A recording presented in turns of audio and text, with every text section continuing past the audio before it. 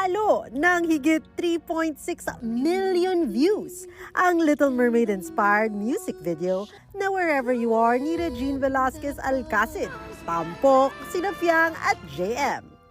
Bumuhos ang papuri sa pagganap ng ex-PBB housemates sa kanilang unang on-screen project together. Maging ang Asia Songbird, napahanga! I was very proud. Tapos parang kinikilig ako, nakuha Very nila much agad. content ka na. I don't have to tweak it or to complain anything about it because I think it's perfect the way it is na. Hindi naman namin expected yung ganong klase ng engagement eh.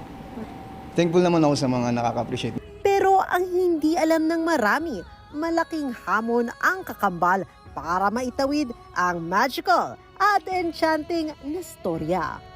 Ang eksenang ito, hindi acting. Muntik na niya talagang malunod si JM. Hindi ako marunong maglangoy. Literal na nalunod talaga ako. Di scripted yun. Ang bigat niya, ate. Ay, sorry. Ang bigat niya.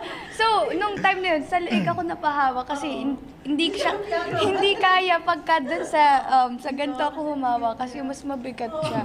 And mabigat din yung buntot sa akin. Ayon kay Fiang, mahirap lumangoy ng may buntot.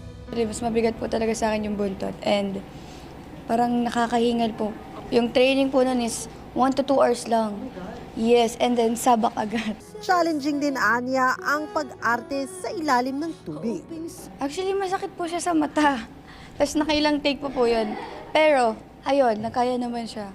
Pero dahil sa gabay at tulong ng team ni Ma'am She Reg at Star Music, sulit ang pagod at buwis buhay na eksena. Lalo't marami silang natutunan dito. Mas inspired din silang galingan ang pag-arte para masuklian ang suporta at pagmamahal ng fans. Ana Cerezo, ABS-CBN News.